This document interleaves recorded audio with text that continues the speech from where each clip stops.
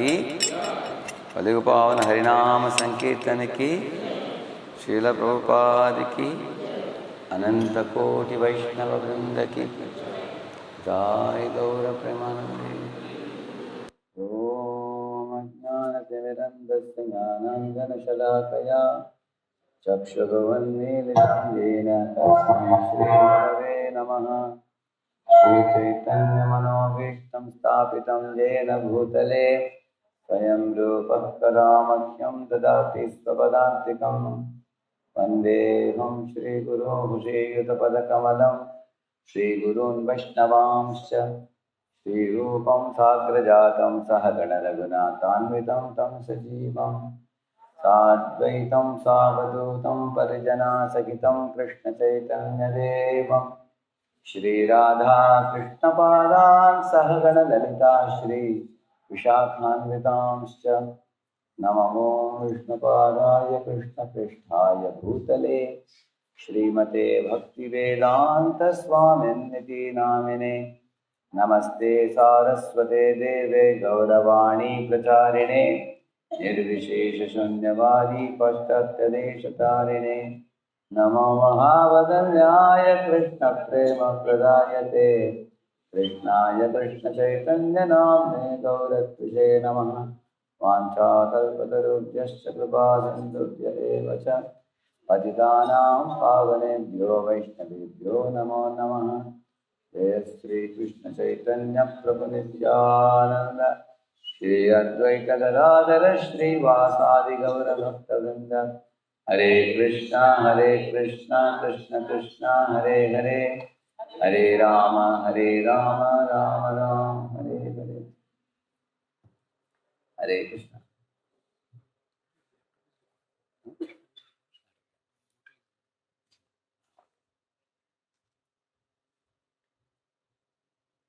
मैं बहुत समय के बाद इधर उत्सव नगर में आया हूँ। इतना बड़ा कंस्ट्रक्शन इतना हुआ करके देखा नहीं है।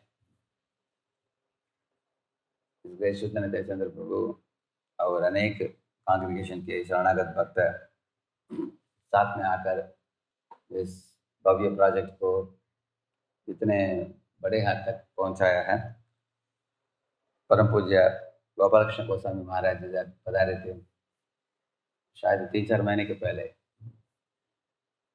तो महाराज वापस बॉम्बे लौटते समय इधर आकर देख कर गए। महाराज जी, आप लोगों की श्रद्धा भक्ति और तपस्या के द्वारा ये मंदिर का निर्माण कार्य बहुत अच्छी तरह हो रहा है। मैं क्योंकि रामनवमी की उत्सव अभी भी हम लोग मनाने जा रहे हैं 2 दिन में,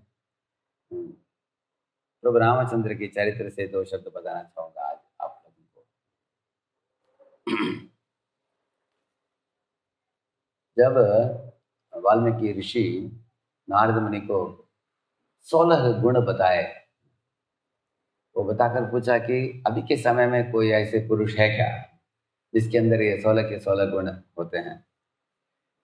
तो उन्होंने बोला कि हाँ, वो त्रेता युग का जमाना था। उन्होंने बोला कि हाँ, अभी प्रभु रामचंद्र जो दशरथ नंदन कौशल देश में जो अयोध्या में रहते हैं, उनके अंदर सब गुण संपन्न है, वो सर्वगुण संपन्न है। इतना ही नहीं कि उनके अंदर ये सब गुण है, उनके अंदर ये सब गुण प्रचुर मात्रा में समुद्र के बराबर है उनमें। इस तरह गुणगान करके प्रभु रामचंद्र के गुणाधिशय के बारे में नारद मुनि वाल्मीकि को बोले। उसके बाद वाल्मीकि भगवान के जमाने में ही, उनकी उपस्थिति में ही उन्होंने रामायण लिखा। उन्होंने तो रामायण हम पढ़ते हैं, सही ढंग से अगर हम रामायण पढ़ते हो उसका बड़ा असर हमारे ऊपर पड़ सकता है। ऐसे हमने सुना कि उधर अयोध्यावासी लोग जो होते थे उसमें सब लोग प्रभु रामचंद्र को अलग अलग नाम से पुकारते थे। जैसे दशरथ जी जो थे वो उनको रामा करके बुलाते थे, रामा इधर आओ, रामा इधर बैठो, ऐसे बुलाते थे। हालांकि उनका पूरा नाम था रामचंद्र। और जो ब्राह्मण लोग थे वो लोग उनको रामभद्र नाम से पुकारते थे। भद्र का मतलब है शुभ, मंगल, उसको भद्र बोलते हैं। रामभद्र, रामभद्र ऐसे बुलाते थे। और जो 3 माताएं थी, कौशल्या, कैकेयी, सुमित्रा इत्यादि, वो लोग उनको रामचंद्र नाम से पुकारते थे, क्योंकि प्रातः काल में उठकर प्रभु रामचंद्र की सुंदर चेहरे को जब देखती थी तो भगवान के कुशाग्रास जैसे उनका रंग है, और हम कमल के बराबर उनके कमल के पगड़ियों के बराबर उनकी आंखें हैं, और उनके बहुत सुंदर बाल हैं। तो उनको सुबह सुबह देखते थे, तुरंत उनको शीतल चंद्रमा की याद आती थी उनको, इसलिए उनको रामचंद्र करके पुकारते थे। और जो सैनिक लोग थे उनको रघुनाथ करके वो बुलाते थे, क्योंकि वो लोग आपस में बातचीत करते थे कि हमारे प्रभु रघुकुल तिलक हैं, इसलिए वो रघुनाथ करके उनको बुलाते थे। रघुकुल के नाथ, इसलिए रघुनाथ करके बुलाते थे। और अयोध्या के सब स्त्रियां भगवान को सीतापति नाम से पुकारती थी। इसलिए हम लोग अभी एक श्लोक बोलने जा रहे हैं, सब लोग पीछे दोहराएंगे। रामाय रामभद्राय रामचंद्राय वेदसे रघुनाथाय नाथाय सीताय पतये नमः। और एक चीज भूल गया, रघुनाथाय नाथा है करके। नाथ का मतलब क्या है? जो हनुमान, सुग्रीव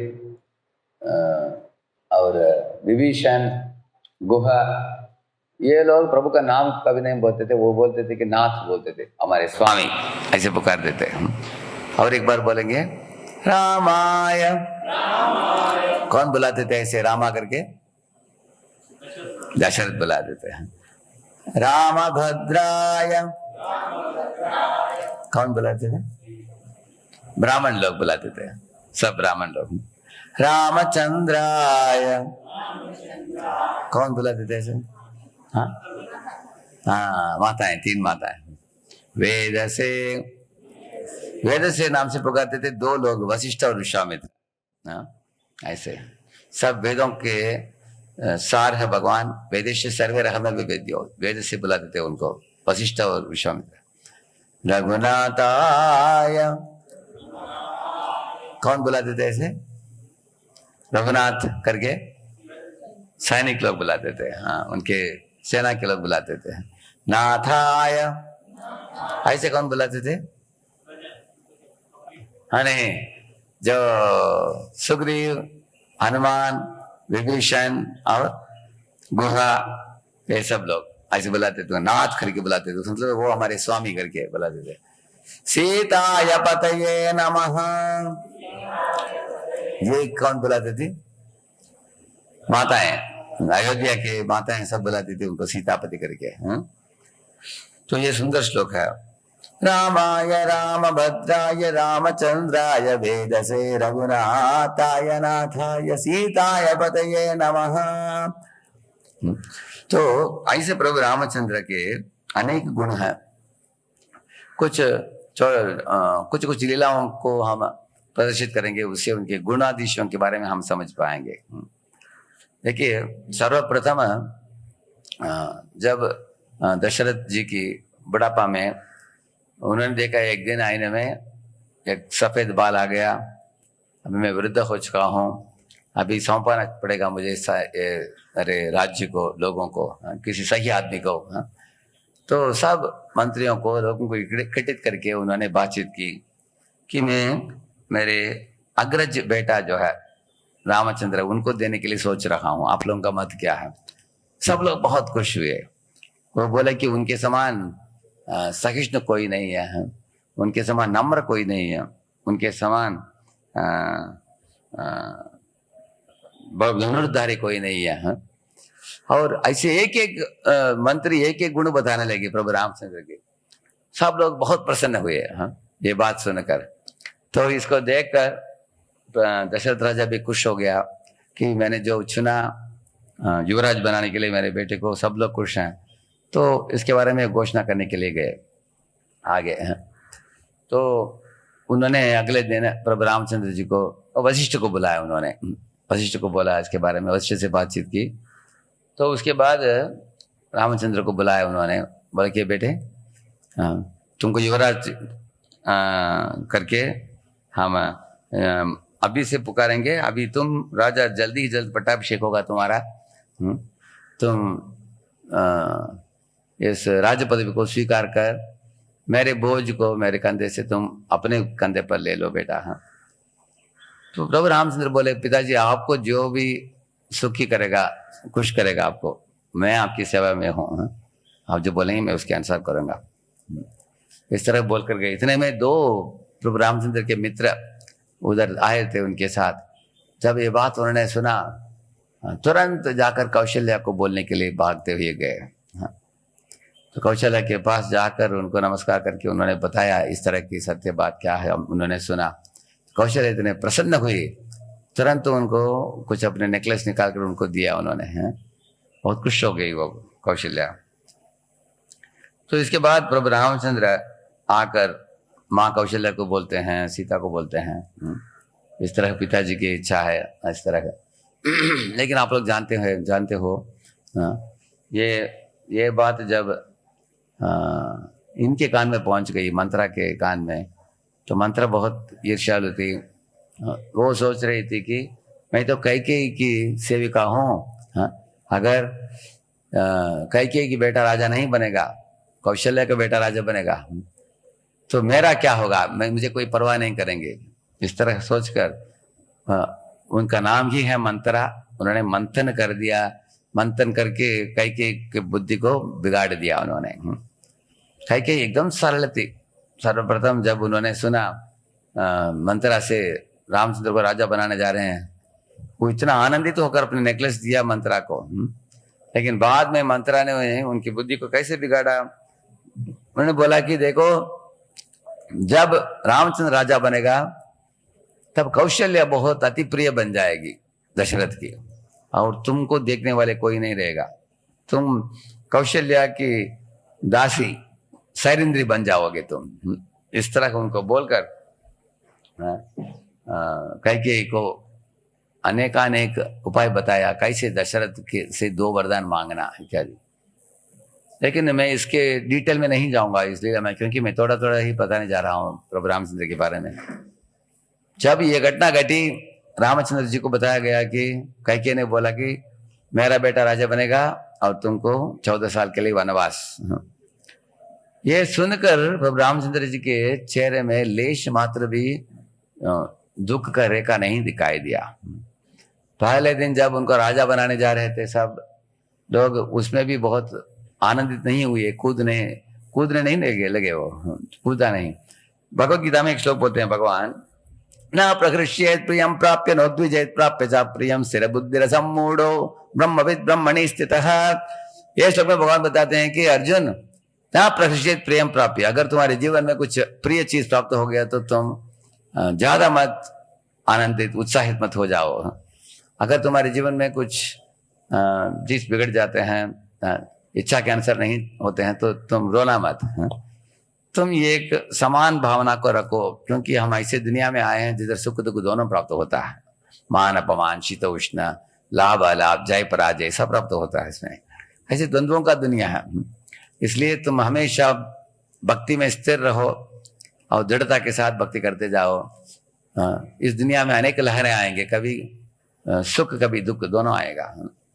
तो प्रभु रामचंद्र से हम ये बात पहले हमें सीखना चाहिए कि हमारे जीवन में आने वाले सब तरह के परिस्थितियों को झेलते हुए हमें भक्ति में आगे बढ़ना चाहिए। कभी सुख कभी दुख, कभी मान कभी अपमान, ये आएगा। कभी कभी हम लोग ज्यादा ही विचलित हो जाते हैं, जिसमें एक माता जी थी, उन्होंने प्रभुपाद जी को लिखा था कि उनके गुरु बहन के साथ उनका थोड़ा झगड़ा हो गया था उनका। हाँ, प्रभुपाद जी को लिखा, प्रभुपाद जी मैं इसके कारण इस कम्युनिटी को छोड़कर मैं अपने अपने दूसरे मेरे मायका के पास जो है उधर चले जाऊंगी, मैं कहा मेरे माता पिता के साथ जाकर रहूंगी, इधर कम्युनिटी में हमको जमता नहीं। तो प्रभुपाद जी ने उनको तुरंत लेटर लिखा, बोला उन्होंने कि देखो तुम इधर भक्तों के समूह में भक्ति हो रहा है तुमको, जिधर भक्त लोगों का संग नहीं है तुमको, तुम्हारा भक्ति आगे नहीं बढ़ेगा, भक्ति का गाड़ी रुक जाएगा।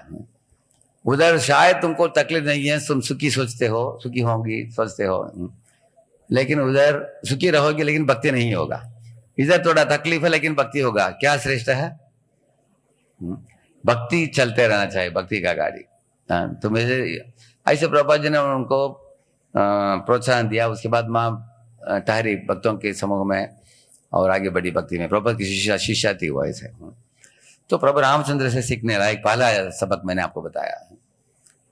उसके आगे हम सुनते हैं, जब ये बात उनको पता चल गया कि जंगल जाना है उनको 14 साल के लिए, मन ही मन प्रभु रामचंद्र ने सोचा कि मेरे किसी भी नाता रिश्ता को मैं साथ में नहीं लेके जाऊंगा, किसी को तकलीफ नहीं दूंगा मैं, क्योंकि दूसरों को क्यों तकलीफ देना, दंड तो मेरे लिए है, दूसरों के लिए नहीं है।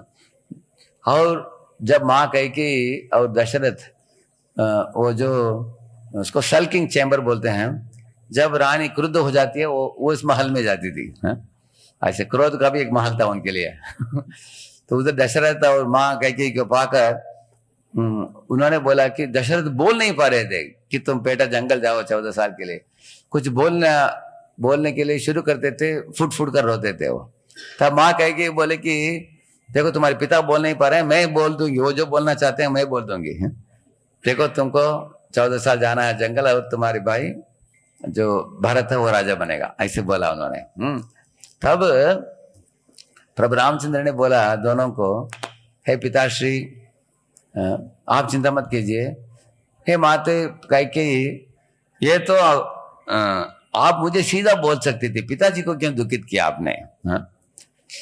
जितना कौशल्या मेरे लिए माँ है उतना ही आप भी मेरे माँ हो। और मैं एक ही मेरे मन में इच्छा है कि आपको और पिताजी को मैं संतुष्ट करूं, बस। मेरे खुद के लिए मैं कुछ नहीं चाहता जीवन में। अगर मेरे कारण आप लोग दुखित होंगे तो मुझे बहुत दर्द होगा। अगर मेरे वन जाने से आपको खुश है तो मैं वन चला जाऊंगा, जीवन भर के लिए भी चला जाऊंगा। अगर आप बोलते हो 14 साल तो 14 साल जाऊंगा। ये रामचंद्र की बात ऐसी थी। उसके बाद अपने माँ कौशल्या के पास आए। कौशल्या को बोला उन्होंने, पिताजी कि माँ इन्होंने ऐसे बोला है मुझे, मैं जंगल जा रहा हूँ, लेकिन आप चिंता मत करना, 14 साल तो 1 मिनट जैसे बीत जाएगा, मैं आ जाऊंगा मैं। तो माँ कौशल्या उनको पहले से पता चल गया उनको। उन्होंने बोला बेटे पिताजी की बात मानते हो, माँ का भी बात मानना चाहिए। उन्होंने पूछा कि आपका आदेश क्या है? वो बोली कि मेरे आदेश है तुम ठहरो महल में, भरत राजा बन सकता है लेकिन तुम मेरे साथ ठहरो, तुम जाना नहीं। तब वो बोले कि देखिए पत्नी की जो आदेश हो वो पति से मिलजुलना चाहिए है। आपके पति बोल रहे हैं जंगल जाओ और आप बोल रही हो जंगल मत जाओ, इसमें विरोधाभास है। इसलिए आप उनके धर्म पत्नी हो तो उनके मत से आपके मत मिलजुलना चाहिए, दोनों एक मत होना चाहिए, ऐसे बोले प्रभु रामचंद्र। माँ बोली ठीक है बेटा, तुम हट करते हो जंगल जाना ही हो तो मैं भी साथ में आऊंगी तुम्हारे साथ। तब प्रभु बोले एक स्त्री को हमेशा पति के साथ रहना चाहिए है, पति से बिछड़ कर नहीं रहना चाहिए, इसलिए आपको पिताजी के साथ ही रहना चाहिए। ये सुनकर कौशल्या रोने लगी जोर से। वो बोले कि तुम साथ में भी मुझे नहीं लेके जाते हो और महल में ठहरने के लिए भी तैयार नहीं हो, तुमने निर्णय ले लिया कि मेरे से बिछड़कर 14 साल अलग ही रहना तुमको, ऐसे जोर से रोने लगी। तब प्रभु रामचंद्र बोले कि देखो माँ, आप रोएंगी तो मेरे लिए मंगलमय वातावरण कैसे होगा, मेरा जीवन मंगलमय कैसे होगा है? आप मुझे आप आंसू को पहुंचा। उन्होंने बोला कि आप आशीर्वाद दो कि 14 साल सही ढंग से मैं बिता पाऊंगा। तो माँ ने आंसू पहुंच लिया, ब्राह्मणों को बुलाया, स्वस्थ वचन कहलाया। प्रभु रामचंद्र को बोला, उन्होंने आशीर्वाद वचन दिया, बेटा तुम जाकर रहो, मैं रोऊंगी नहीं है, तुम चिंता मत करो, मैं तुमको आशीर्वाद देती हूँ, ऐसे दिया। इस माँ को शांतवना करके आगे गए वो सीता को मिलने के लिए। सीता को बोला प्रभु ने कि सीते मैं जा रहा हूं जंगल, लेकिन तुम तीनों माताओं के अधीनता में शांति से महल में जियो, समय तो बीत ही जाएगा जल्दी, तुम चिंता मत करो, जल्दी ही जल्दी मैं वापस आ जाऊंगा, लौट आ जाऊंगा। तब सीता माता रोने लगी। उन्होंने बोला कि आप ऐसे मुझे छोड़कर आप कैसे अकेले जा सकते हैं? मैं तो जरूर आऊंगी आपके साथ ही। तो प्रभु बोले कि मेरे साथ तुम कैसे आ सकती हो? जंगल की तपस्या, हम तो पेड़ के नीचे सोएंगे, उधर हो सकता है बाघ शेर इत्यादि कुछ प्राणियों के पीछे उनको ढूंढते ढूंढते आते हैं, कभी मनुष्यों को भी काट डालते हैं वो।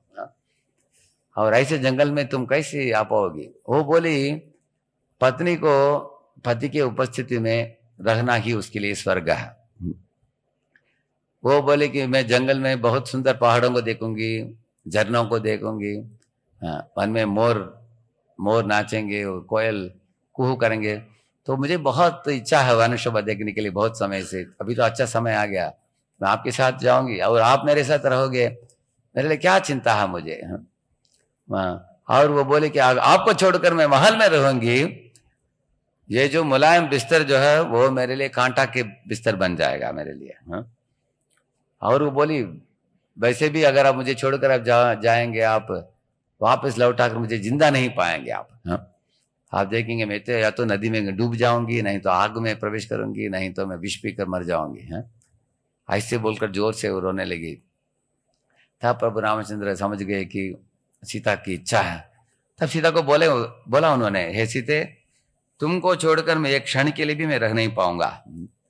फिर भी मैंने तुम्हारी परीक्षा लिया, तुम्हारे अंदर कितना तीव्रता है मेरे साथ आने के लिए, इसलिए तुम टेस्ट में पास हो गई, तुम इसलिए मैं लेके जाऊंगा तुमको, चिंता मत करो। सीता बहुत खुश हो गई।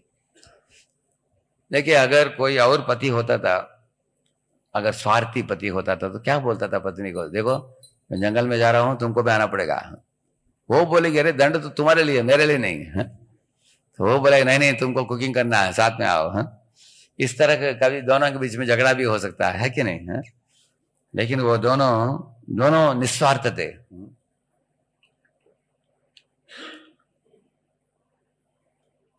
प्रभु रामचंद्र किसके बारे में सोच रहे थे? सीता की सुविधा के बारे में सोच रहे थे, और सीता सोच रही थी प्रभु रामचंद्र की सुविधा के बारे में। इस दुनिया में स्वार्थ भावना से लोगों का हृदय जलता है, और निस्वार्थ भावना से प्रेम बढ़ता है। और आप देखेंगे कि इस दुनिया में जैसे माता पिता हैं वो बच्चों के बारे में सोचना चाहिए, और बच्चे हैं माता पिता के बारे में सोचना चाहिए। ऐसे सोचना चाहिए, ऐसा नहीं कि माता पिता अपने बारे में सोच रहे हैं, बच्चे अपने बारे में सोच रहे हैं, ऐसा नहीं होना चाहिए। इस तरह पति पत्नी का भी ऐसे ही। कैसे लक्ष्मी जी श्रीमद नारायण के श्री चरणों को पाद संवादन कर रही है, और प्रभु बोलते हैं लक्ष्मी को, मेरे हृदय में तुम्हारे लिए एक स्थान है जो उसको श्रीवत्स बोलते हैं, श्रीवत्स चिन्ह है, सुनहरा बाल है, तो उधर तुम्हारे लिए स्थान है आराम करने के लिए, लक्ष्मी पे आराम करो। वो बोल रहे नहीं नहीं मैं सेवा करूंगी। तो प्रभु जी बोलते थे लक्ष्मी नारायण के बीच में संबंध इस तरह का प्रेममय संबंध है, वो करना चाहती है सेवा, और प्रभु बोलते हैं आराम करो। ऐसा नहीं कि प्रभु बोलते हैं मेरे सेवा करो और वो बोलती है नहीं मैं आराम करूंगी, ऐसा नहीं है। तो इस तरह सीता माता के बारे में बोला मैंने। इसी तरह लक्ष्मण को भी भगवान ने बुलाकर बोला, लक्ष्मण तीनों माताओं का ख्याल रखो, मैं बाहर जा रहा हूं। वो बोले तीनों माताओं का ख्याल रखना मेरा काम नहीं है, वो तो भरत करेगा। मैं तो जंगल में आपके सामने जाऊंगा, अगर कुछ कांटा आएगा तो उसको निकाल दूंगा, कुछ प्राणी आएगा तो उसको मारो वध करूंगा, और जंगल में आपको सुरक्षा प्रदान करने के लिए सीताराम के लिए मैं बहुत सुंदर कुटिया बनाऊंगा। और किसी भी प्रदेश में हम जंगल में जाते हो, उधर कुछ तालाब हो, झील हो, कुछ तरकारी हो, कुछ फल हो, कंदमूल इत्यादि, उसको ढूंढ कर लेके आना और आपके लिए कुटिया बनाना, और रात भर जागरण रखकर आपको ख्याल रखना, ये मेरा कर्तव्य है। वो बोले कि मैंने ऑलरेडी शपथ ले लिया है कि 14 साल में सोऊंगा नहीं। तब जब लक्ष्मण ने इसे शपथ लिया, निद्रा देवी आ गई, आकर बोली कि आप ऐसे कैसे शपथ ले लिया आपने, मैं तो किसी को छोड़ते नहीं, सबको सुलाती हूँ रात को। वो बोले मुझे सुला नहीं पाओगी, 14 साल मैंने शपथ लिया है। तो बोले कि इसको कॉम्पनसेशन करना पड़ेगा आपको। तब लक्ष्मण जी ने बोला ठीक है, मेरे धर्मपत्नी उर्मिला को सुला दो, उनके पास भेज दिया उन्होंने। तो इस तरह से आप रामायण में पढ़ते हैं, राम लक्ष्मण, भरत, शत्रुघ्न और सीता सब में उर्मिला जो थी लक्ष्मण की धर्मपत्नी भी, उन्होंने भी बोला लक्ष्मण को, अगर मैं आपके साथ आऊंगी तो प्रभु रामचंद्र की सेवा नहीं होगा आपका, इसलिए मैं ठहर जाऊंगी, आप जाइए, क्योंकि आप सीताराम की सेवा करने में बहुत आनंद है आपकी, इसलिए मैं आपके बीच में नहीं आऊंगी। इस तरह बोलती ही रोने लगी उर्मिला। तो ऐसे 14 साल उन्होंने ऐसे तपस्या की पति की अनुपस्थिति में उन्होंने। तो आप देख सकते हैं अगर दूसरी स्त्री होती थी वो तो क्या बोल सकती थी वो बोल सकती थी सीता जा रहा है राम के साथ, मुझे आप क्यों नहीं लेके जा रहे हैं साथ में, ऐसे पूछ सकती थी वो। ऐसे पूछा नहीं उन्होंने। तो रामायण में त्याग भावना है पूरा, सबके अंदर त्याग भावना है, वो सब शुरू होता है प्रभु रामचंद्र जी से ही शुरू होता है इसे।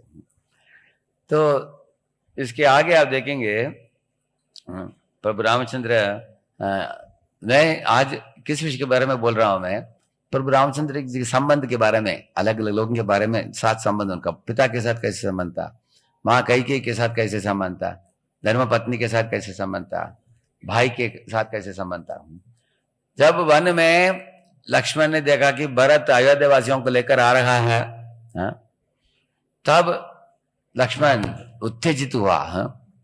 वो प्रभु रामचंद्र को बोला कि देखिए हम तो अयोध्या छोड़कर आ गए हैं, फिर भी भरत को शंका है कि हम लोग इधर ही ठहर जाएंगे, बाद में आक्रमण करेंगे, इसलिए वो पूरे अयोध्या वासियों को लेकर आ रहा है, सेना को लेकर आ रहा है, शायद मुझे लग रहा है कि आपको मारकर ही छोड़ेगा वो।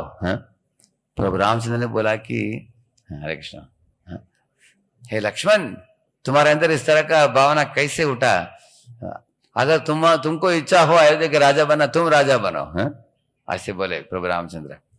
वो बोले कि भरत आ रहा है, भरत को मेरे ऊपर इतना प्रेम है, वो राज्य को मुझे सौंपाने के लिए आ रहा है, वो मैं उसके हृदय की भावना जानता हूं। ऐसे लक्ष्मण को करेक्ट किया भगवान ने। लक्ष्मण ने कैकेयी के बारे में भी बहुत डांटा। उन्होंने बोला कि कैकेयी ने अपने पति दशरथ को अपने वश में कर लिया, अपने पिताजी को उन्होंने कोसा कि कामुक है, क्योंकि पत्नी के वश में आकर आपको जंगल भेज दिया। लेकिन भगवान ने उनको डांटा, लक्ष्मण को, पिताजी को ऐसे कोसना गलत है, अपराध है। तो वो बोले कि पिताजी क्या कर सकते थे, वो तो वरदान पहले से दे चुका था उन्होंने, 2 वरदान उनको, इसलिए अपने वचनबद्ध रहे, सत्यपरायण थे पिताजी, ऐसे उनकी गुणगान किया। और कैकेयी के बारे में भगवान ने बोला माँ जानती है हमारे लिए क्या अच्छा होगा, वो सब जानती है, वो वरिष्ठ है, वो जानती है, उनको उस तरह कोसना नहीं चाहिए। इसका मतलब है प्रभु रामचंद्र के चरित्र आदर्श चरित्र है, हम लोग अपने जीवन में सीखने लायक है। बड़ों को कैसे आदर देना चाहिए, अपने भाई के संबंध में कुछ भी गलतफहमी नहीं था उनका। जिस तरह से प्रभु रामचंद्र ने बोला जैसे कि वैसे हुआ, क्योंकि भरत जब निकट आया, दूर से ही देखा भरत ने, प्रभु रामचंद्र जी ने, एक पेड़ पौधों से कुछ दूध मिलता है, एक ऐसे एक फल होता है, उस दूध को सर में डालने से पूरा ये बन जाता है, जटा बन जाता है। तो प्रभु रामचंद्र ने जटा बनाकर और वलकल का भी कपड़े पहने थे। जब भरत ने देखा दूर से, जोर से रोया उन्होंने, भैया करके रोया उन्होंने, आपने क्या इससे जटाधारी बनकर वलकल पहनकर अब जंगल में प्रवेश करके जंगल में वनवास करने के लिए आप जा रहे हो, कितना, इसको देखते ही मुझे इतना शोक हो रहा है आपको देखकर। आप तो राजा पदवी स्वीकार कर मुकुट धारण करके सारे प्रजा की शासन करना, ये आपके लिए शोभा देगा। आप ऐसे कैसे वनवासी बनकर वन में रहने के लिए आए हैं, सर बोलते हुए जोर से रो तो ये बेहोश होकर गिर पड़ा नीचे धरती में। कौन? भरत। भरत नीचे गिर पड़ा, ऐसे निकट भगवान के एकदम निकट, इतना दूर आकर उधर गिर पड़ा, बेहोश हो गया वो। तो प्रभु रामचंद्र भागते हुए गए और उसके चेहरे के ऊपर पानी का सिंचन करके उसको जगाकर अपने गोद में लिया उन्होंने। तब लक्ष्मण को बुलाया, लक्ष्मण इधर आओ, ये मुझे पूछ रहा है कि मैंने क्यों जटाधारी बना है, ये खुद ही अपने आप को जटाधारी बनाकर आया है। कौन? भरत। और वो भी वलकल का कपड़ा पहनकर आया था। आप में से कोई बोल सकते हैं क्यों ऐसे पहनकर आया था? उसके मन में विचार क्या था भरत का, कोई बता सकते हैं? प्रभु ने पूछा लक्ष्मण को, तुमको मालूम है क्या लक्ष्मण, क्यों इस तरह वो भी बलकल बनकर आया है, वो भी जटाधारी बनकर आया है हमको मिलने के लिए, आपको मालूम है कोई? हाँ बोलिए।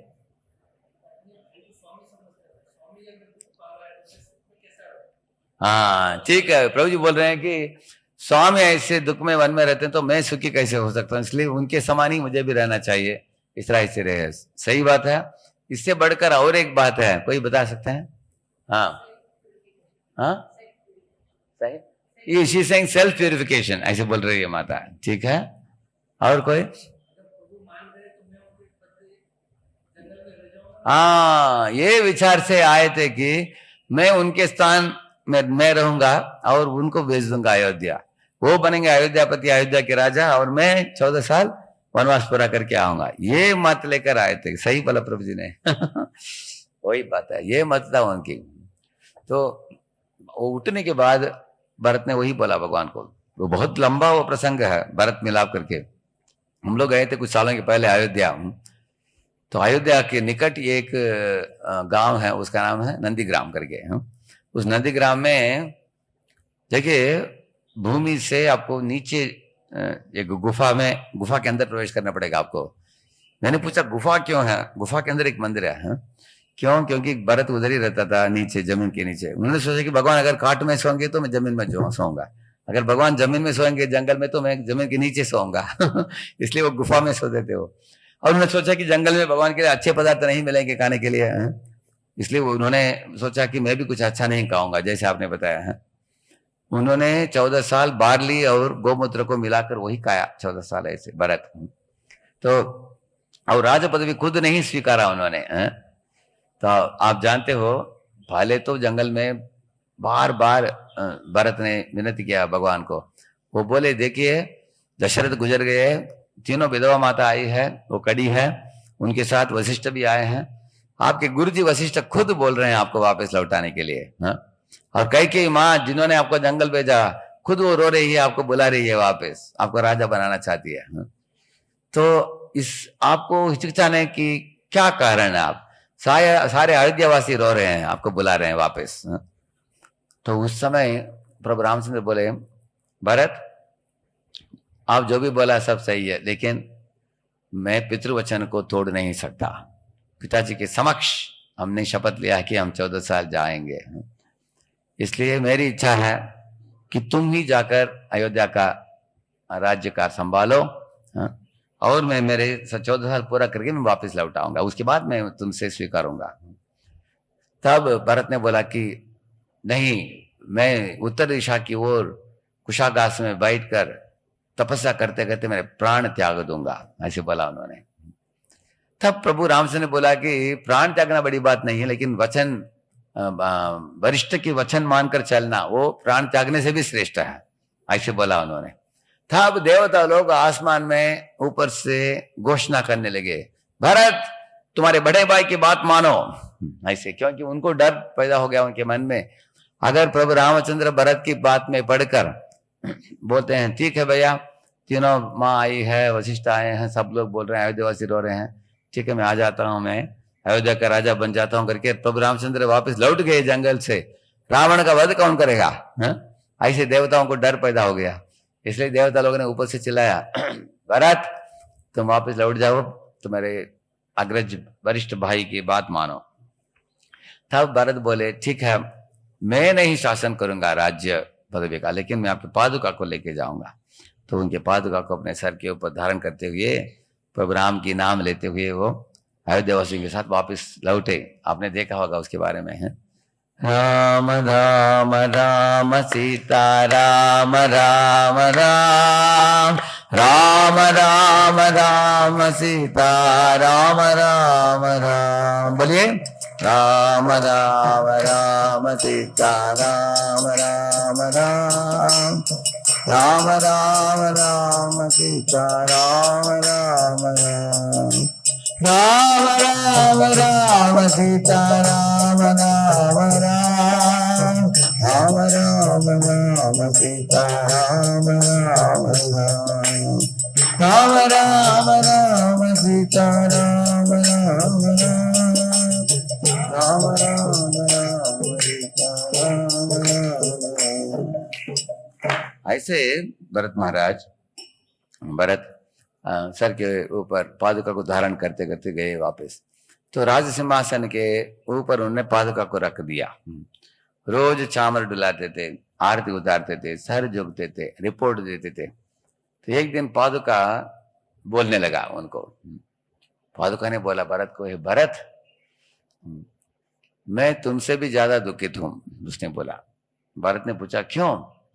सर्वप्रथम तुमको विरह का अनुभव करना पड़ा, लेकिन तुम्हारे विरह में मुझे भी जोड़ दिया तुमने। मुझे अपने नाथ स्वामी के श्री चरणों से अलग कर दिया मुझे, इसलिए मुझे भी बहुत दुख है, बोला उसने। और पादुका ने बोला लेकिन तुम्हारे से भी ज्यादा दुख है मुझे। क्यों? क्योंकि तुमने राज पदवी को स्वीकारा नहीं अयोध्या में, लेकिन हमको बिठा दिया इधर ऊपर।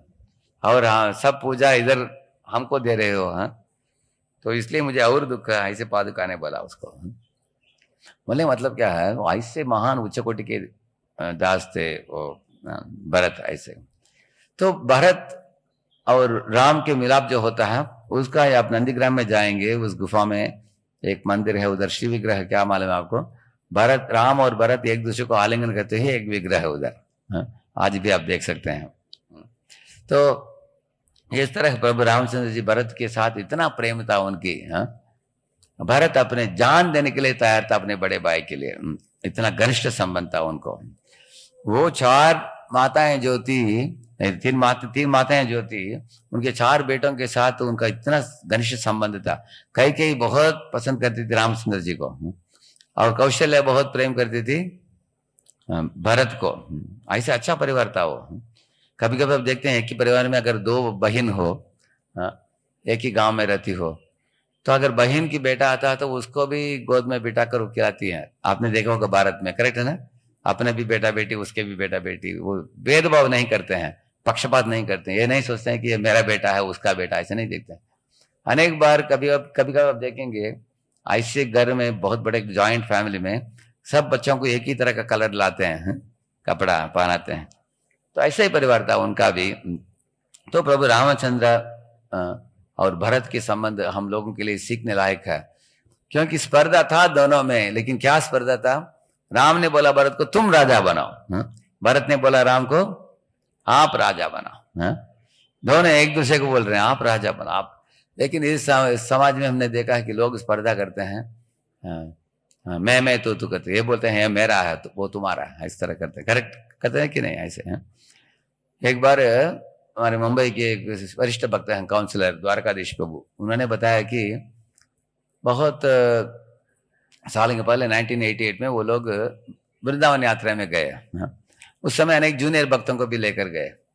तो वो लोगों को कुछ पहाड़ चढ़ना पड़ा उनको। उधर चढ़ते समय तो जूनियर भक्त जो थे वो लोगों को सीनियर भक्तों ने बोला कि ये आप लोगों को चढ़ नहीं पाएंगे इस पहाड़ में, आप थोड़ा आपका बैग दे दो। तो वो लोगों ने प्रेम से दे दिया बैग। ठीक है आप बैग ले लो, हम लोग फ्री चल सकते हैं।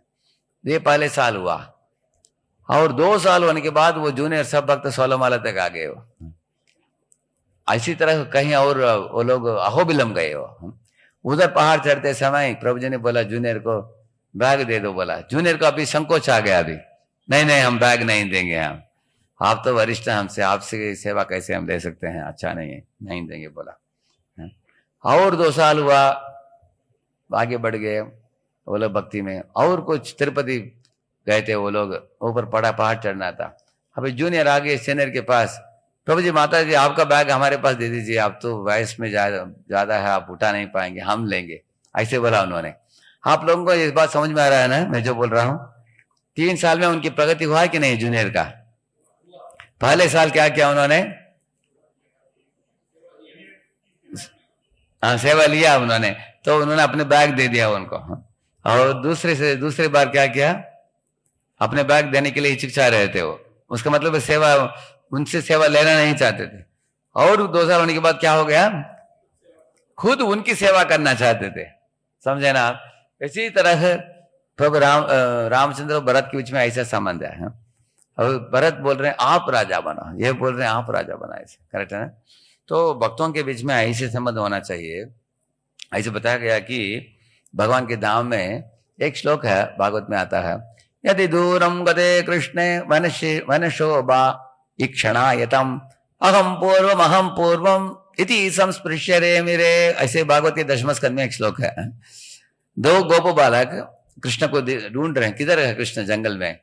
वो थोड़े दूर चले गए कृष्ण वन शोभा देखने के लिए, वन शोभा इक्षणायतम। तब एक गोप बाल ने दूसरे को बोला कि देखो मैं भागते हुए पहले कृष्ण को छूऊंगा, ऐसे बोलकर वो भागने लगा। तो दूसरा बालक बोला अभी मैं भी कृष्ण को छूऊंगा, हम देखेंगे कौन फर्स्ट छूता है भगवान को। और वो भी भागता है। लेकिन आश्चर्य की बात क्या है, दोनों भागते भागते एक दूसरे को देखकर मुस्कुरा रहे थे दोनों। उनके अंदर घृणास्पद भावना नहीं था। क्यों मुस्कुरा रहे हैं? क्योंकि सोच रहे हैं कि मैं इतने तेजी से भागूंगा ताकि मेरे से प्रेरणा लेकर वो मेरे से भी आगे चला जाएगा। ऐसे ही ये भी सोच रहा है, वो भी सोच रहा है। ऐसे भागते भागते भागते हुए एक जाकर कृष्ण को छूता है। और उस समय कृष्ण मुड़कर उनको आलिंगन देते हैं। तो दूसरा वाला क्या करता है, वो दोनों हाथ ऊपर के जय ऐसे बोलता है वो। तो उसको कृष्ण को उसका आलिंगन तो मिल रहा है वो दूसरे गोपाल को, लेकिन ये जय बोल रहा है उसको। तो कृष्ण जब इसको आलिंगन करते हैं वो जय बोल रहा है ऐसे। तो भगवान धाम में ईर्ष्या भावना नहीं है। इस दुनिया में अगर स्पर्धा होता है तो लोग स्पर्धा करते समय एक दूसरे के दांत चबाते, दांत को ऐसे रखते झगड़ा करेंगे, ऐसे करेंगे। देखा आपने इस दुनिया में, दोनों भागेंगे ऐसे। और अगर किसी को भगवान ने आलिंगन दिया तो दूसरा क्या बोलेंगे, अरे उसको क्यों आलिंगन किया, मैं इतना तपस्या करके आया, ऐसे बोलेंगे। महाप्रकाश जिला में भी चैतन्य महाप्रभु ने जब भक्तों को कृपा बरसाया, सब भक्त एक एक, अभी हरिदास ठाकुर को, गोलवेच श्रीधर को एक एक करके महाप्रभु ने बुलाया। उनको जब आशीर्वाद दिया, बाकी सब लोग क्या बोले, जय ऐसे बोले सब लोग आनंदित होकर। तो ये सब सीखने लायक सबक हम लोगों के लिए। दूसरे भक्त को कृपा मिल रहा है तो हमें क्या बोलना चाहिए, जय बोलना चाहिए, और प्रेम से बोलना चाहिए, डरना नहीं चाहिए। क्योंकि भगवत नाम में भगवान हर एक भक्त को प्रेम देने के लिए सक्षम है।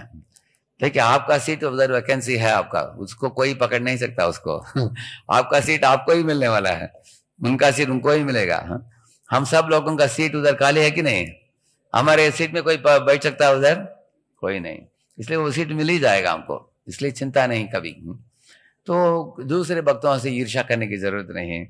दूसरे को अगर कृपा मिल रहा है तो हम लोग जय बोल सकते हैं, और उनको कभी मिलेगा, हमको कभी मिलेगा, दोनों को मिल सकता है। देखिए भगवान की भक्ति में स्पर्धा नहीं है। इस दुनिया में अगर एक लड़की है, उससे विवाह करने के लिए दो लड़के सोच रहे हैं, तो एक को ही मिल सकती है वो, दूसरा व्यक्ति दुखित हो जाएगा, उसको नहीं मिल सकती है। लेकिन कृष्ण को अगर दो लोग चाहते हैं, दोनों को मिल सकते हैं कि नहीं? वैसे तो कृष्ण जब ये तो नग्नजिती जो थी, नग्नजित राजा का बेटी सत्या, तो उसके पिताजी का एक पास एक शर्त था, मेरे बेटी को विवाह करने वाला जो है 7 बैल को दमन करना पड़ेगा उसको। तो कृष्ण जब दमन करने के लिए गए, अपने आप को 7 रूप में विस्तारित कर दिया उन्होंने। एक एक बैल को पकड़ पकड़ कर दबा दिया उन्होंने, पराजित कर दिया उन्होंने। उधर बाबा जी लिख रहे हैं कि भगवान ने क्यों ऐसे किया। सत्या बेटी जो थी वो भी देख रही थी उधर से। भगवान ने उसको बोलना चाहा कि तुम्हारे मन में विचार उठ सकता है कि अगर ये हजारों रानियों से विवाह करेगा तो मेरे लिए टाइम देगा कि नहीं है? तुम चिंता मत करो, मैं जितना रानियां हैं उतना रूप में विस्तारित होने के लिए मेरे पास शक्ति है। ये भगवान ने दिखाया उस लीला के द्वारा। 16,108 रानियों के महल में भगवान, एक एक महल में भी रहे भगवान ऐसे हैं, इतने अपने रूप विस्तारित किया उन्होंने।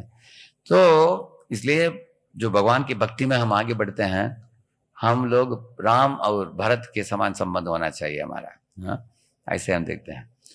और प्रभु रामचंद्र का संबंध गुह के साथ देखिए। जो गुह के यहाँ गए थे, गुह कौन था? एक नाविका था। तो गुह ने बोला, वो भगवान के महान भक्त था, भगवान ने सुना था उनके बारे में पहले। तो उन्होंने गुह को उन्होंने बोला कि ये मेरा भाई जो है लक्ष्मण, तुम्हारा भाई है, और मेरे राज्य हो, तुम्हारा राज्य है गुह, ये सब कुछ तुम्हारा। मेरा जो भी हो तुम्हारा, ऐसे बोले वो। हाँ, जैसे हमारे घर, हम किसी के घर में जाते हैं, हम पूछते हैं क्या हम इधर बैठ सकते हैं क्या, वो बोले इधर क्यों प्रभु जी, कहीं भी बैठ सकते हैं, तो आपका घर है, लोग बोलते हैं ना ऐसे। देखा आपने, ऐसे भगवान ने बोला उनको। तो गुह अपने घर में लेके गया भगवान को। हाँ, तो रात को ठहरे भगवान, तो अगले दिन सुबह भगवान निकलने वाले थे। तो रात के समय जब भगवान सीताराम सो रहे थे, गुह को पता चल गया क्यों भगवान जंगल में जा रहे हैं। तो उन्होंने सोचा कि लक्ष्मण जो धनुष बाण लेकर खड़ा है शायद इनके घातक बन सकता है, इसलिए भगवान को बचाने के लिए गुह ने क्या किया, अपने हाथ में धनुष बाण लेकर जागरण रखा पूरा रात, ऐसे गोल गोल। वो भी घूम रहे थे, लक्ष्मण भी घूम रहा था। लक्ष्मण सोच रहा था कि ये गुह जो है ये तो इसके पास भी धनुष बाण इत्यादि है, प्रभु रामचंद्र को कुछ नुकसान ना हो, वो डर रहे, वो सोच रहे थे उनके बारे में, और गुह सोच रहे थे लक्ष्मण के बारे में। दोनों प्रेमी भक्त थे भगवान के। और अगले दिन नाव में जब बैठकर भगवान ने पूछा गुह को, मुझे ये नदी पार करके छोड़ सकते हो क्या? वो बोला क्यों नहीं, लेकिन एक शर्त बोला उन्होंने। क्या है? मैंने सुना कि आप विश्वामित्र मुनि को मदद करने के लिए सुबाहु, मारीच इत्यादि असुरों को वध करके, उनको यज्ञ करने के लिए ताटका इत्यादि को वध करके आपने सुविधा दी। लेकिन उसके बाद मिथिलापुरी आप लोग जब गए, तब आपके श्री चरणों से धूल जो गिर पड़ा एक पत्थर के ऊपर, उससे एक नारी निकल आई। नाम क्या था उनका? अहिल्या। तब इसलिए उन्होंने बोला, गुह ने बोला कि मुझे डर है कि अगर आप मेरे बोट के अंदर जब बैठेंगे, आपके श्री चरणों को स्पर्श करके बोट एक सुंदर कन्या बन जाएगी। मेरे पास ऑलरेडी एक कन्या है, और एक कन्या दे देंगे तो दोनों को विवाह करके सेटल कर देना बड़ा मुश्किल काम हो जाएगा। इसलिए मैं आपके पांव धो लूं पहले, उसके बाद ही आपको छोड़ूंगा मेरे नाम में, ऐसे बोला उन्होंने। भगवान ने बोला ठीक है तुम्हारी इच्छा। तो उन्होंने पांव धोकर, भगवान के पांव धोकर वो पानी को पिया, अपने सर के ऊपर धारण किया, अपने सब परिवार वालों के सर के ऊपर फेंका। तो अपनी पत्नी को बोला देखो मैं कितना बुद्धिमान हूं, भगवान के श्री चरणों की जो चरणामृत पा लिया मैंने। इस तरह गुह महान भक्त था भगवान के। मैंने क्यों बोला आपको, सौशील्यता का मतलब है भगवान है महान, लेकिन ऐसे निषाढ़ परिवार के लोगों के साथ भी उन्होंने संबंध जोड़ा, प्रेममय संबंध जोड़ा भगवान है ऐसे ही। इसी तरह सुग्रीव के साथ जब मैत्री जुड़ता है, वो भी बहुत सुंदर कथा है, उधर भी है, आप पढ़ते हैं। तो सुग्रीव बहुत डर के मारे ऋषिमुख पर्वत में बहुत चुपके चुपके गुफाओं के अंदर रहता था, क्योंकि उसको डर था किससे? वाली से। उस समय जब प्रभु रामचंद्र लक्ष्मण उधर उन ऋषिमुख पर्वत की ओर जा रहे थे, वो तो उनके बारे में बताया गया ना, आजानुबाहु श्री रामं दशरथात्मजम प्रमेयम सीतापतिं रघुकुलान्वय रत्न दीपम आजानुबाहु अरविंद दलायताक्षम निशाचर विनाशकारं नमामि। ऐसे एक श्लोक है। आजानुबाहु का मतलब है जो बहुत लंबे आकार के हैं, जिनके हरा रंग का देह है, सुंदर अरविंद दलायताक्षम, ये कमल के पंखुड़ी के बराबर सुंदर आंखें हैं भगवान की।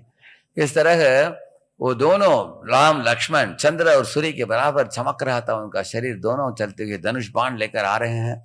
उसको देखकर सुग्रीव डर के मारे ऐसे देख रहा है, अंदर जा रहा है डर। और उन्होंने हनुमान को बोला, हनुमान देखो ये दो बड़े महापुरुषों को देखकर मुझे डर हो रहा है, लगता है कि वाली मुझे पकड़ नहीं पाया, इसलिए इन दोनों को भेजा है मुझे मारने के लिए। हनुमान ने बोला आप इतना चिंतित मत हो जाइए, मैं पूछताछ करके आता हूँ। तो हनुमान जाकर उन दोनों को मिला। बहुत सुंदर तरीके से हनुमान बात करता है उनसे, अपने बारे में परिचय देता है, उनके बारे में परिचय पूछता है। तो वो भी दूसरी लंबी कथा है, लेकिन हम उधर नहीं प्रवेश करेंगे हम। लेकिन उसके बाद हनुमान ही जोड़ता है दोनों को, राम और सुग्रीव को। प्रभु रामचंद्र क्या बोलते हैं मालूम आपको? दोनों हाथ पकड़कर उन्होंने अग्निमलम किया, जैसे पति पत्नी करते हैं। उसका मतलब उन दिनों में मैत्री जोड़ने के लिए भी वो लोग शपथ लेते थे कि मैं आज से आपका मित्र हूं। इसका मतलब क्या है?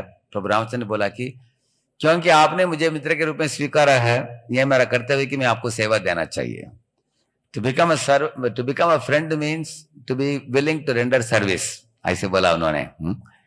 तो आपको क्या सेवा करूं, ऐसे प्रभु रामचंद्र ने पूछा। तो कभी कभी हम लोग इस दुनिया में मैत्री जोड़ते हैं, सोचते हैं कि इसके साथ मैत्री जोड़ेंगे तो बाद में काम में आएगा, ऐसे लोग सोचते हैं। कभी कभी माता बोलती है बेटे को, बेटा तुम्हारे मामा एमएलए बन गया, वो बोलेगी तो क्या करना है, जाकर मिलकर आओ, बाद में तुमको इंजीनियरिंग सीट दिला देगा, तुमको मिलकर आ जाओ। हाँ? इस तरह कभी कभी लोग बोलते हैं कि मैत्री जोड़ो कुछ हेतु के कारण। लेकिन आप इधर देखेंगे प्रभु रामचंद्र बोल रहे हैं कि मैं आपका मित्र बनाऊं, मुझे बताइए क्या मैं सेवा करूं, ऐसे पूछते हैं। तब सुग्रीव बोलते हैं कि मेरे धर्मपत्नी को वाली ने ले लिया है, और अपने पूरे का कथा बताया उनको। तो प्रभु रामचंद्र ने शपथ लिया, बोला कि मैं वाली को वध करके आपके धर्मपत्नी को लौटाऊंगा। उन्होंने शपथ लिया उन्होंने। This is the friendship of Ram and Sugriva, आप देख सकते हैं।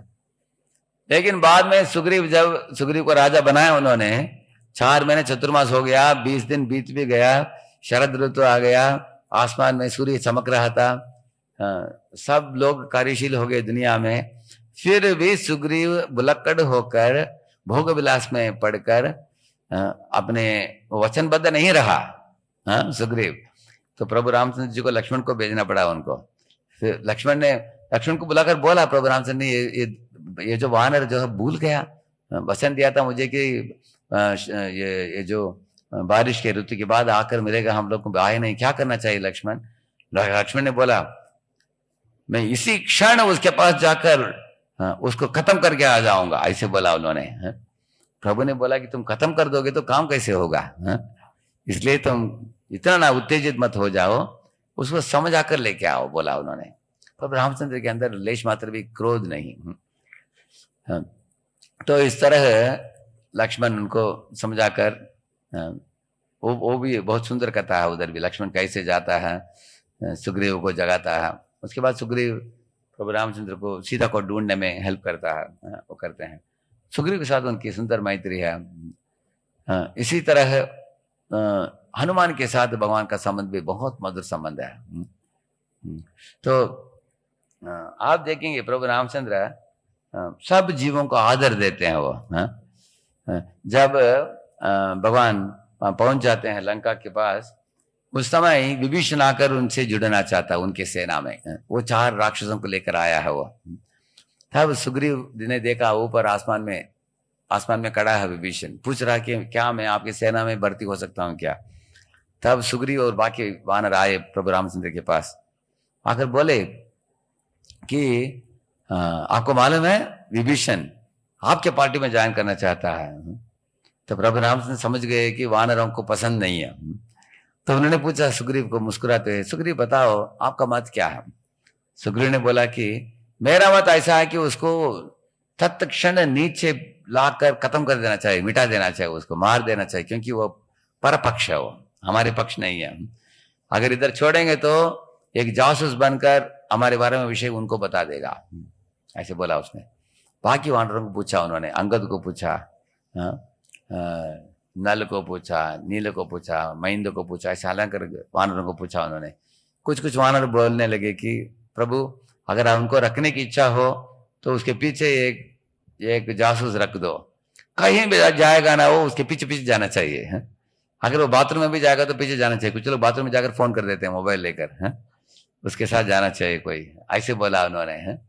तो हनुमान को पूछा, हनुमान ने बोला जब मैं लंका गया था सीता को ढूंढने के लिए, तब मैंने देखा कि राक्षसी लोग थे, राक्षस लोग थे, सब लोग शराब पी रहे थे, मांस खा रहे थे, पूरा ऐसे ही मुझे दृश्य देखने को मिला। लेकिन एक महल के अंदर से एक दिव्य ध्वनि निकल रहा था, श्री राम जय जय राम, श्री राम जय जय राम।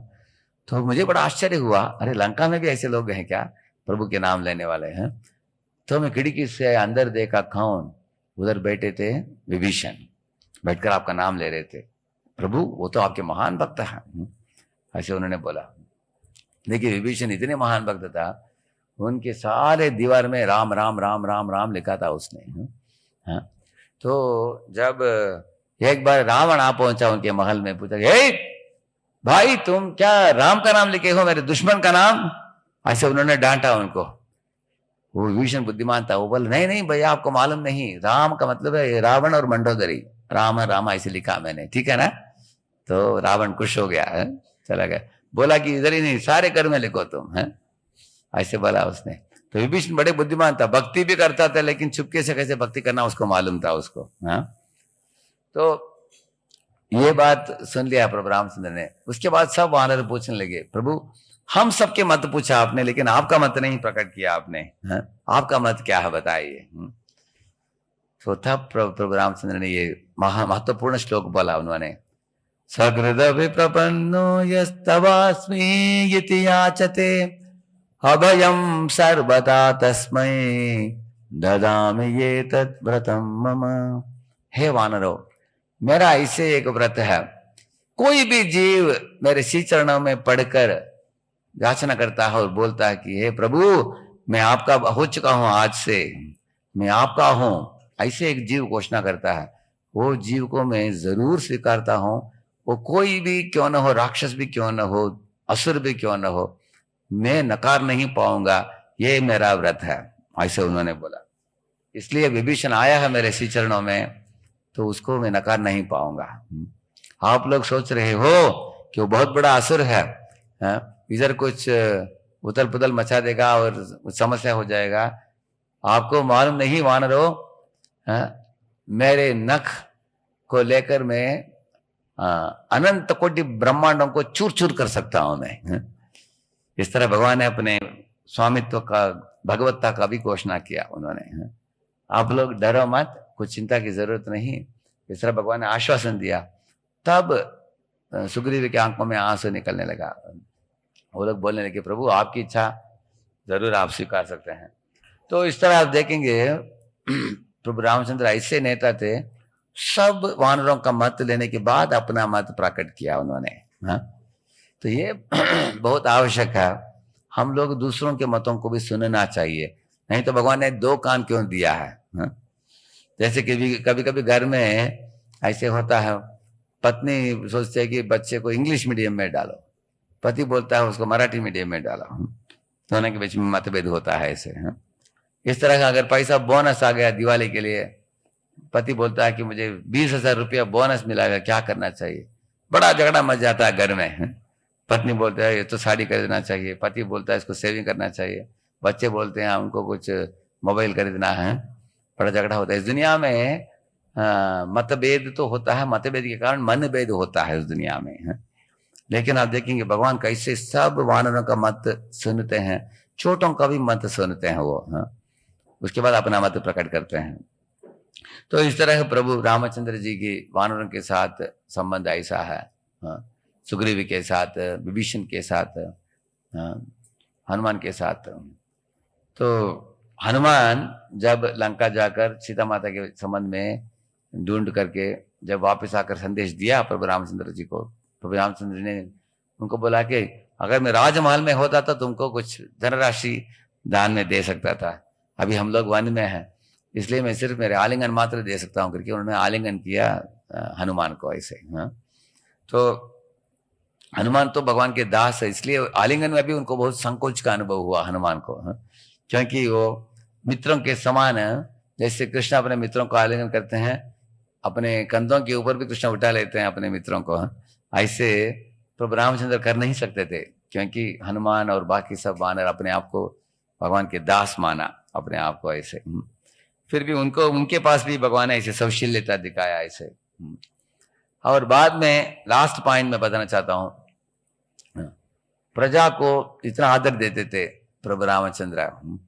आजकल भी लोग दुखित होकर बोलते हैं कि एक धोबी की बात सुनकर भगवान ने अपने धर्मपत्नी को जंगल में क्यों भगा दिया, ऐसे लोग बोलते हैं। लोगों को मालूम नहीं कि जब प्रभु रामचंद्र का शासन चालू हुआ 14 साल होने के बाद, वो अनेक जासूसों को भेजते थे, खुद भी जाते थे, क्या प्रजा, कैसे प्रजा का जीवन चल रहा है, क्या वो लोग खुश हैं, क्या हमारे शासन में कुछ त्रुटि हो तो हमें उसमें त्रुटियों को निकालना चाहिए। फीडबैक लेने के लिए कभी भी वो डरते नहीं थे। हाँ, तो हम लोग जो लीडर्स होते हैं उनको फीडबैक को गुलाब जामुन जैसे लेना चाहिए। हाँ, क्योंकि फीडबैक जितना मिलेगा उतना हम ये ला सकते हैं, सुधार ला सकते हैं हम अपने प्रोजेक्ट में। तो एक दिन एक दुर्मुख नाम का जासूस एक संदेश लेकर आया, बोला कि एक दो भी अपने पत्नी को बोलते हुए मैंने देखा, वो रात को कहीं तो गांव में गई थी, वो वापस लौट आ नहीं पाई, तो रात को देरी हो गई, तो अगले दिन सुबह आई वो। तो पति ने बोला वो स्त्री को, ये स्त्री तुम रात को दूसरे गांव में बिता कर तुम आई हो, मैं तुमको घर के अंदर पांव रखने के लिए भी नहीं छोड़ूंगा। क्या मैं रामचंद्र जैसे नहीं हूं कि महीनों महीने सीता आकर रही रावण के पास और उसको उन्होंने स्वीकारा है? मैं ऐसे मूर्ख नहीं हूं, ऐसे उन्होंने बोला। ऐसे दुर्मुख जो जासूस उनको संदेश दिया, तुरंत प्रभु रामचंद्र जी के मन में बहुत दर्द हुआ इसको सुनकर। उनको मालूम था कि सीता शुद्ध है, अग्नि प्रवेश भी किया है, और ये सब ये करने के बावजूद भी जनता के अंदर इस तरह का अगर शंका हो, ये शंका एक चिंगारी के बराबर है। एक बड़े भूसा के ऊपर आपने चिंगारी डाल दी तो पूरा भूसा जलकर राख बन जाता है।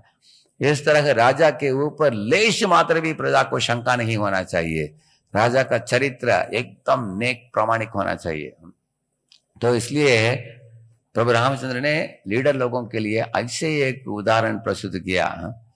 खास करके इस दुनिया में लीडर्स तो जो होते हैं उनको स्त्रियों के साथ, सब स्त्रियों को माता के रूप में देखना चाहिए अपने धर्मपत्नी को छोड़कर। है मातृवत परदारेशु, किसी स्त्री के साथ गलत संबंध नहीं होना चाहिए, पैसे का कुछ गड़बड़ नहीं होना चाहिए, हिसाब किताब एकदम पक्का होने चाहिए, और इस तरह जमीन के लेने देने में कुछ गड़बड़ नहीं होना चाहिए, और उनके व्यवहार में कुछ गलत नहीं होना चाहिए। तो उनके बोलचाल में भी गलत नहीं होना चाहिए। कल कुछ बोला और आज दूसरा बोल रहे हैं, कुछ झूठ बोल रहे हैं, धोखेबाजी कर रहे हैं, ये सब मना है। तो ये भगवान ने सिखाने के लिए लक्ष्मण को बुलाया, भगवान ने सुमंत्रा को बुलाया, मिनिस्टर को भी बुलाकर बोला कि सीता को बहुत वंशोभा देखने के लिए बहुत इच्छा है, इसलिए आप लोग उनको रथ में ले लो। हाँ, तो बोलो कि मैं भेज रहा हूं उनको, और आप लोग लेके जाकर वाल्मीकि के आश्रम में छोड़ दो उनको। हाँ, छोड़कर आप आ जाओ, वापस लौट आ जाओ। तो लक्ष्मण को बहुत दर्द हुआ अपने हृदय में, क्योंकि भक्त लोग हमेशा शक्ति और शक्तिमान को जोड़ना चाहते हैं, तोड़ना नहीं चाहते हो। हाँ, ऐसे तो लेकिन लक्ष्मण को करना पड़ा। सीता माता को सुमित्रा लक्ष्मण दोनों लेकर गए रथ में। तो सीता माता रथ में जाते समय बोलती थी उनको, देखो देखो कोयल कैसे कुहू कर रहा है, हे देखो उधर मोर कैसे नाच रहा है। लेकिन ये दोनों का सर झुका था दोनों रो रहे थे, दोनों बोल नहीं पाए उनको। लेकिन वाल्मीकि आश्रम में जाने के बाद उन्होंने बोला, प्रभु रामचंद्र जी ने क्या बोला। तो सीता माता ने तुरंत स्वीकार लिया।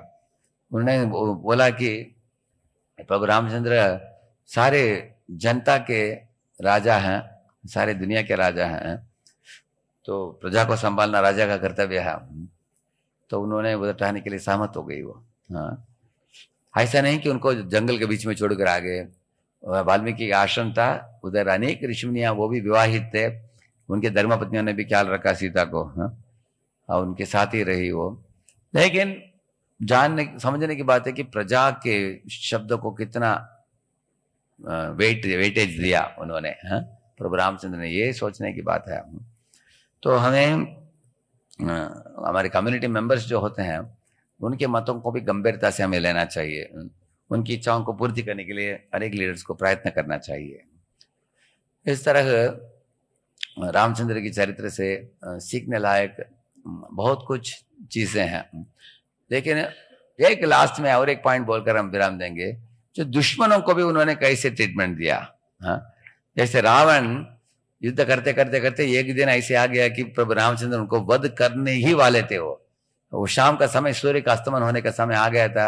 हाँ, भगवान उसी अपने बाण छोड़कर उसको वध कर सकते थे, लेकिन क्या बोला मालूम आपको, एक क्षण के लिए सब रणभूमि में युद्ध रुक गया, क्योंकि रावण को मारने ही वाले थे।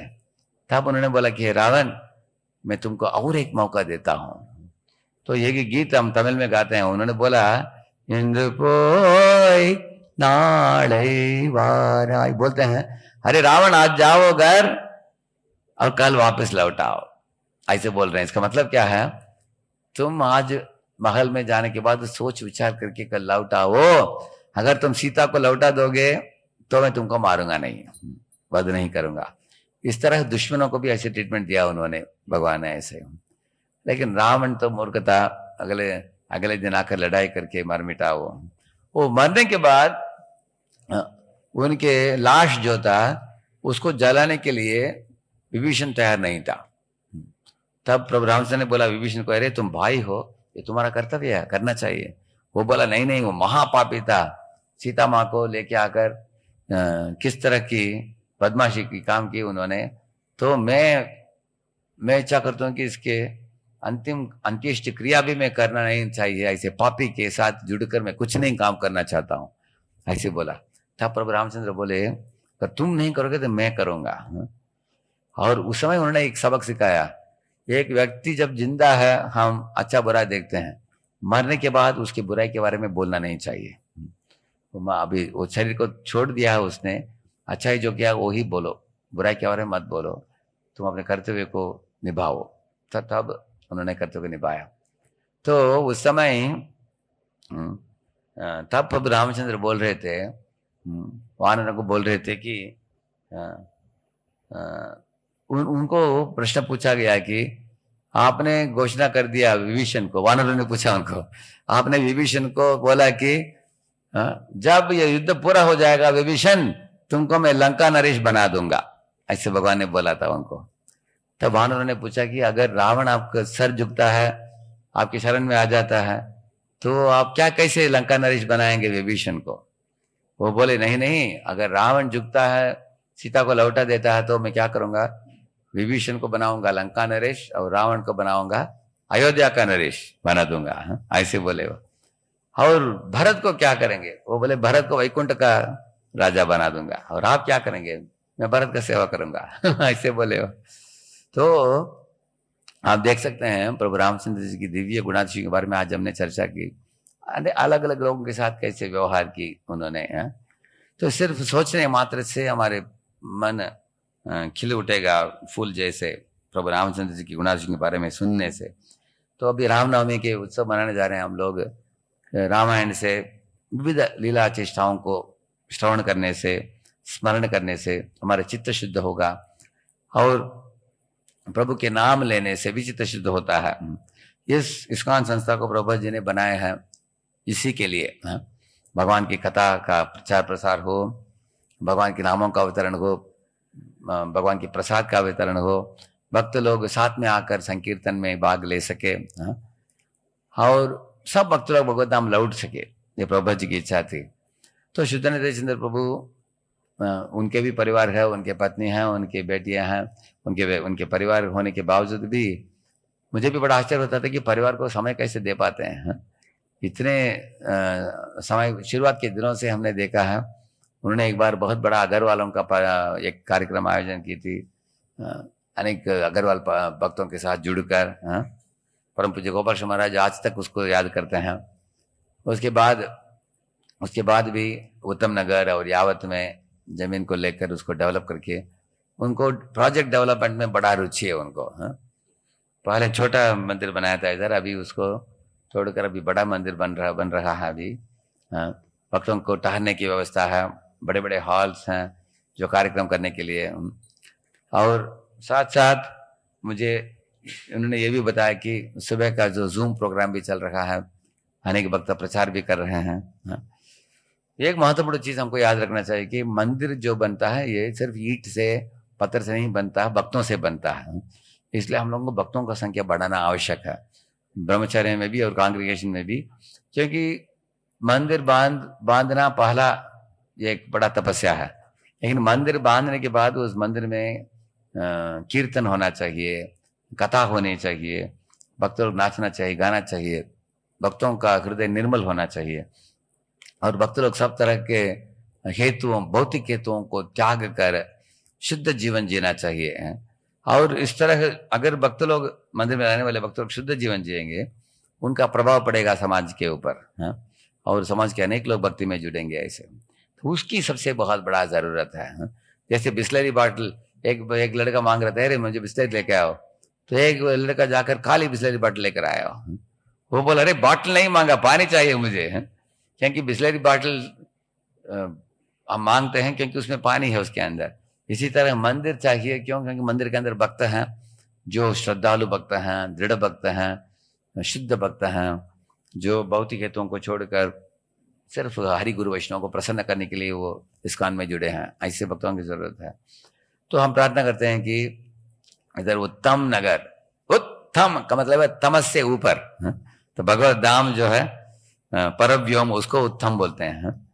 इस तरह के उत्तम नगर में हमेशा रोशनी हो, हमेशा प्रकाशमान हो यह मंदिर, और भक्तों की संख्या बढ़ते रहे। और शुद्ध नित्य प्रभु उनके साथ जुड़े हुए सब टीम मेंबर्स को हम कोटि कोटि धन्यवाद देते हैं। और ये माता जी बहुत सालों से इधर आती है, ये दुर्गा माता जी बहुत सालों से आकर इस मंदिर को सपोर्ट करते आई है शुरुआत से।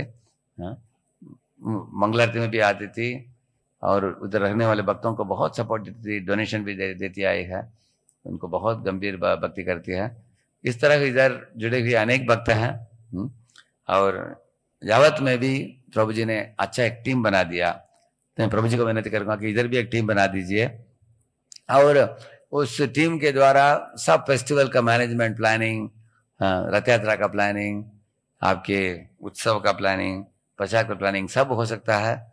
और आपके प्रिय जो भी गंभीर भक्त हैं उनको जोड़कर ऐसे टीम बनाइए जिससे वो टीम सारे मंदिर के कम्युनिटी को आगे लेके जा सकता है, और आपके नेतृत्व में ही करेगा वो टीम, सब कुछ करेगा। हाँ, इस तरह का मेरा विनती है शुद्ध चंद्र प्रभु से।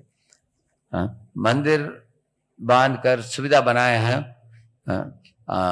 कभी कभी हम सोचते हैं कि अगर सुविधा बन जाएगा तो लोग आ ही जाएंगे, लोग आएंगे, लेकिन अनेक लोग मंदिर में घंटी बजाकर निकल जाते हैं।